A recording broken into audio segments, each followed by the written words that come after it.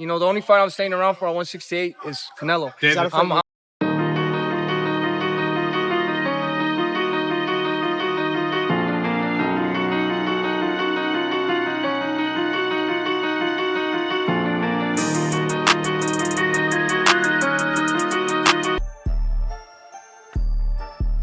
What's up? Welcome back.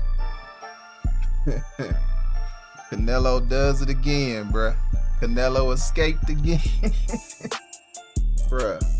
They let Canelo get away without fighting anybody again. The IBF just ordered him to fight a very tough and stiff challenge. Let's look at this shit, bruh. Let's look at this motherfucker.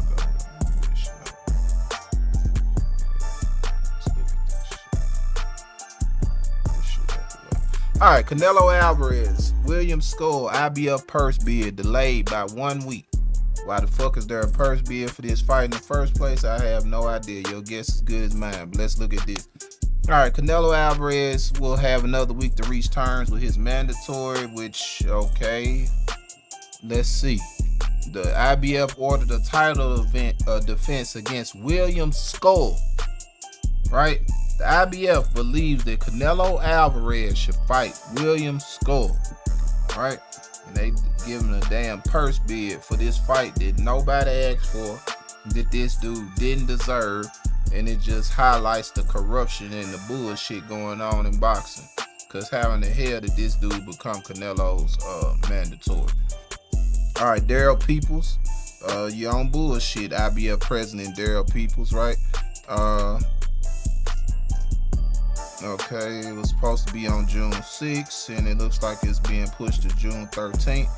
Okay, the fight was ordered on May 13th, but the negotiation was brought to a halt after just 9 days. Skull's promoter informed IBF of failed talks between camps, right? What can William Skull possibly be doing to hold up the fight?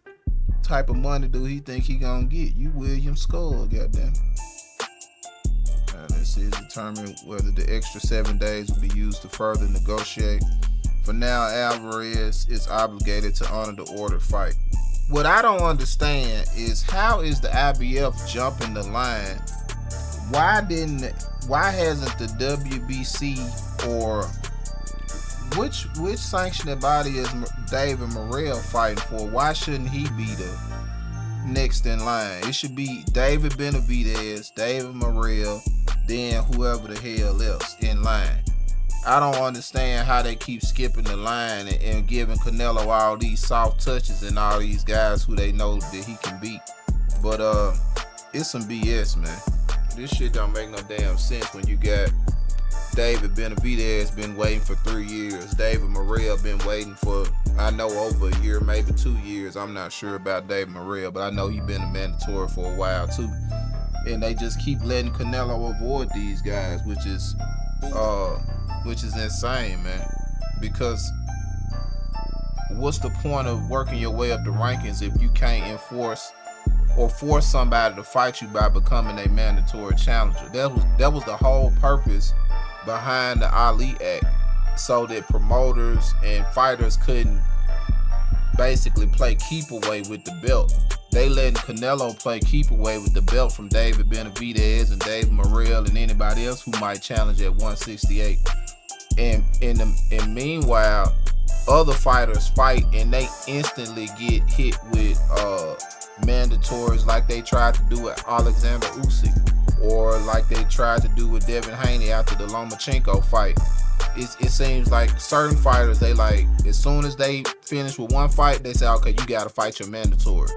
I wouldn't be surprised if the WBC tried to enforce Devin Haney to go to purse bid or something for Sandor Martin, even though Devin Haney should probably still be suspended. I'm not sure because of that fight. I know they normally suspend fighters for a while if they sustain a lot of damage, and Devin took a lot of damage in that fight. But yeah, this ain't Devin Haney video. But Canelo, man, what do y'all think? Boxing fan, do y'all think Canelo should be allowed to continue to get away with this, or do y'all think this is a legit fight? Who thinks this is a legit fight, man? Let me know in the comments if you think William Skull is a challenger, you know, a real challenger for Canelo, or if the IBF is just on some foolishness. All right. Let me know in the comments. Decision if I'm gonna stay at 175 or 168.